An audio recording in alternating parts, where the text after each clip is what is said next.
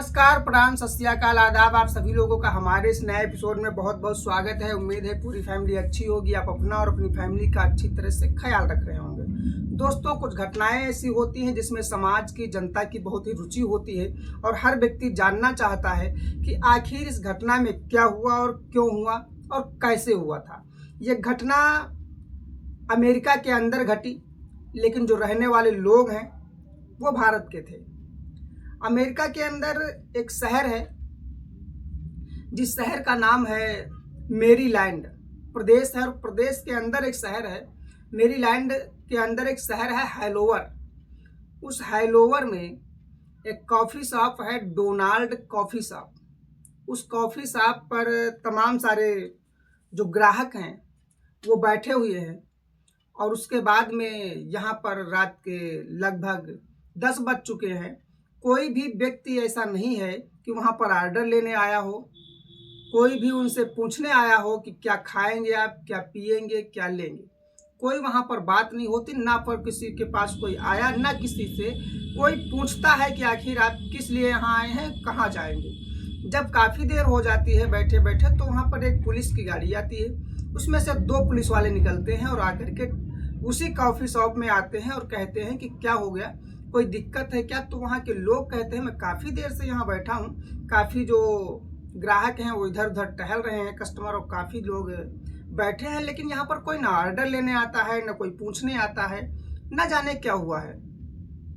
अब इस समय जब पुलिस के लोग अंदर जाते हैं, अंदर देखते हैं, इधर उधर कोई नहीं दिखता है, तो जो बैक साइड होती है, जो उस कॉफ़ी शॉप का बैक साइड होता है, उसके अंदर एक दरवाज़ा था। दरवाजे खोलने के बाद में बैक साइड जब वापस गए उधर, तो एक पुलिस वाले ने देखा कि एक लड़की है जिसकी उम्र 21 साल है, वो खून से लथपथ पड़ी हुई है।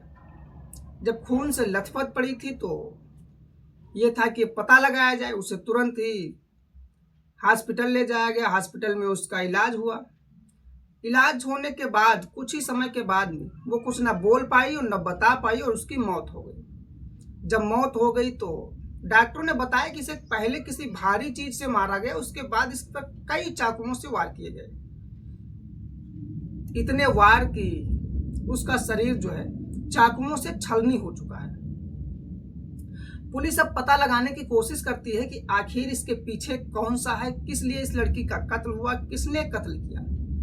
तो पता लगा कि एक जो यहाँ कॉफी शॉप के अंदर 2 लोग हैं जो पति पत्नी है। वो पति पत्नी इसी कॉफी शॉप में रात में ड्यूटी किया करते थे। तो जो इसका पति है शायद उसी ने मार करके, अब ये कंफर्म भी था कि उसी ने मारा है, और मारने के बाद में वो इस कॉफी शॉप से निकलता है, रोड क्रॉस करता है। रोड क्रॉस करने के बाद जहां पर ये रहता है वहां जाता है। इस लड़के का नाम उस कॉफी शॉप के मालिक से पता चलता है कि भद्रेश कुमार उर्फ चेतन भाई पटेल है, और जो मरने वाली लड़की है जो इसकी पत्नी है उसका नाम पलक पटेल होता है। पलक पटेल और जो भद्रेश कुमार चेतन भाई पटेल हैं, ये यहीं पर दोनों लोग कॉफी शॉप में नौकरी करते हैं। अब जब चेतन भाई पटेल को ढूंढने की कोशिश करती है पुलिस, तो पता लगा कि ये सीसीटीवी फुटेज के अनुसार ही अपने घर गया, घर से बैग उठाया और जो भी इसके पास कैश थी, नकदी थी, वो उठाया, और उठाने के बाद में एक टैक्सी को आवाज़ दी, और टैक्सी से बैठने के बाद में ये एक जगह गया एयरपोर्ट के पास। वहीं एयरपोर्ट है नज़दीक में, और नज़दीक जो एयरपोर्ट है वहीं पर एक होटल है, और उस होटल के अंदर जाता है। ये घटना जो थी वो 12 अप्रैल 2000, 12 अप्रैल, वही, हाँ,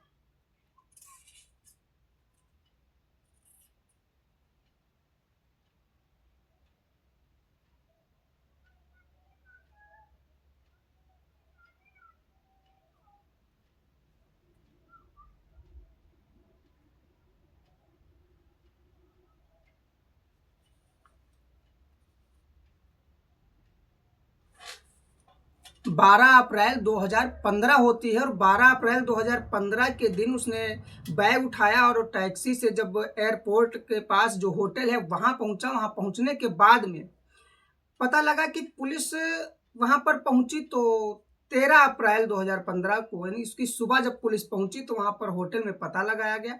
और होटल में पता लगाया गया तो पता लगा कि वो आया तो था, लेकिन कोई बैग लेकर के नहीं आया यहाँ पर, सिर्फ अकेले आया था। और उसके बाद में वो रात के 3 बजे यहाँ पर पहुंचा और सुबह जब तक पुलिस वहां पर पहुंची तब तक वो वहां से निकल चुका था।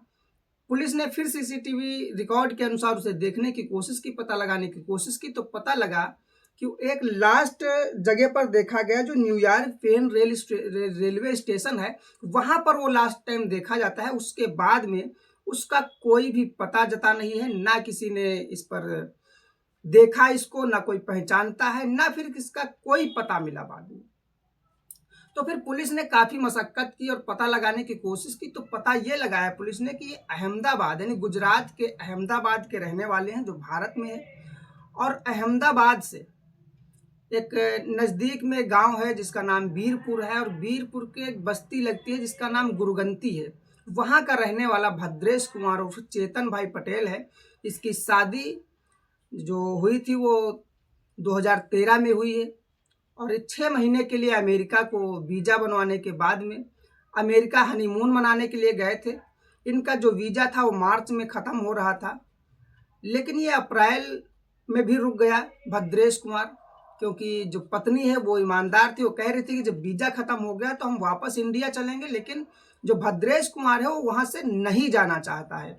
इस बारे में घर पर से लेकर के उस कॉफ़ी शॉप तक ये लड़ाई और झगड़े बने रहते थे। कारण क्या था कुछ नहीं पता है, लेकिन भद्रेश कुमार अब अमेरिका से वापस नहीं जाना चाहता है इंडिया को। और जब पैसे खर्च हो जाते हैं, पैसे ख़त्म हो जाते हैं, तो अपने स्थिति को संभालने के लिए वहाँ पर कॉफ़ी शॉप में नौकरी करता है।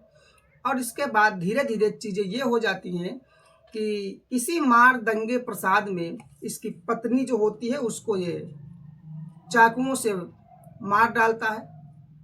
पुलिस काफ़ी मेहनत करती है, लेकिन भद्रेश कुमार को नहीं ढूंढ पाती है। जब नहीं ढूंढ पाती है तो बाद में यही था कि ये केस फिर एफबीआई को सौंपा गया। दरअसल एफबीआई जो है वो जिस तरह से इंडिया में सीबीआई है, उसी तरह से एक एजेंसी है एफबीआई।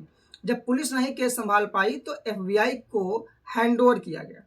एफबीआई ने काफ़ी मशक्कत की, 2013 से लेकर के 2017 तक। जब बहुत मेहनत करती है तब भी कुछ भी नहीं फायदा होता, कुछ भी नहीं हासिल होता है।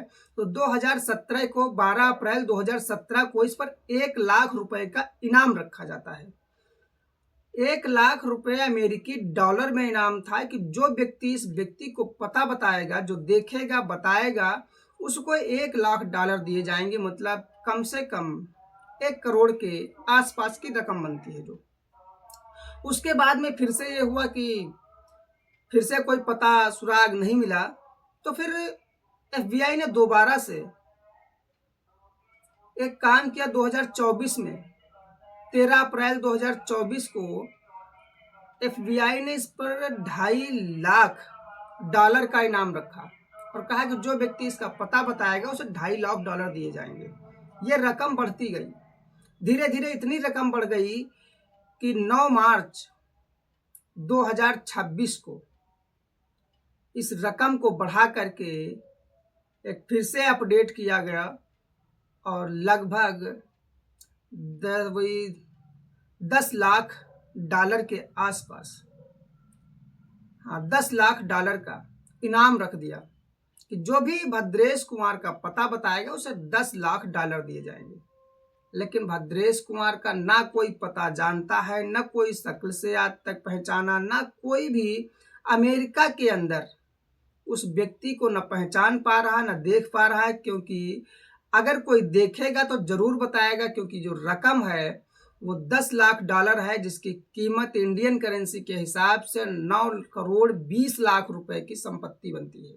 इतना पैसा बनता है, अगर कोई देख लेगा तुरंत बताएगा। लेकिन किसी को उसके बारे में जरा सा भी पता नहीं है, कोई उसको जानता नहीं है। जब इस कत्ल की गूंज गुजरात के अहमदाबाद में फैलती है तो जो लड़की पक्ष के लोग हैं वो भी बड़ी मशक्कत कर रहे हैं, बड़ी मेहनत कर रहे हैं कि भद्रेश कुमार को ढूंढा जाए और उसे सजा दी जाए। लेकिन आखिर अब भद्रेश कुमार 2015 के बाद से, जो 12 अप्रैल 13 अप्रैल 2015 थी, उसके बाद से आज तक किसी को दिखा ही नहीं। तो अब इस बात का भी शक है कि वो जिंदा है या नहीं है, दुनिया में है या नहीं है, या फिर वो भारत आ चुका है, या फिर वो अमेरिका में ही कहीं छिप गया है, अपनी शक्ल छुपा ली है, अपने नाम बदल लिए हैं, कैसे क्या हुआ है। लेकिन आज तक इस बात का एक जो रहस्य है वो सभी के मन में बना हुआ है। जितनी बार उसके अपडेट आते हैं तो गुजरात के अहमदाबाद से लेकर के उसके नज़दीकी जितने स्थान हैं वहां तक पहुंच जाती है, और सभी लोग इस बात को फिर एक बार सुनने के बाद हैरान हो जाते हैं कि आखिर भद्रेश कुमार, चेतन भाई पटेल गया तो कहाँ गया। अब इस बात का कोई तोड़ नहीं है कि किस तरह से उसका खोजा जाएगा। हम मान लेते हैं कि इंडिया की जो कानून की सुविधाएं हैं, कानून है, वो शायद बड़ी मुश्किल से क्रिमिनल तक पहुंच पाता है, लेकिन अमेरिका की जो FBI एजेंसी है वो भी आज तक भद्रेश कुमार को नहीं ढूंढ पाई है। ये उसमें वो भी पीछे रह गई जो एजेंसी है। तो ऐसे तमाम सारे केस होते हैं जिन पर सभी लोगों की नज़र बनी रहती है। इसी प्रकार से इस केस पर भी नज़र बनी है लोगों की। 9 मार्च 2026 में इसका जो अपडेट आया बढ़ा करके इतना पैसा बता दिया गया कि अगर मिल जाएगा तो इतना पैसा दिया जाएगा, लेकिन अब मिलेगा नहीं मिलेगा ये भविष्य की बात है। फिलहाल अभी तक जो अपडेट था वो यही था उसके बारे में।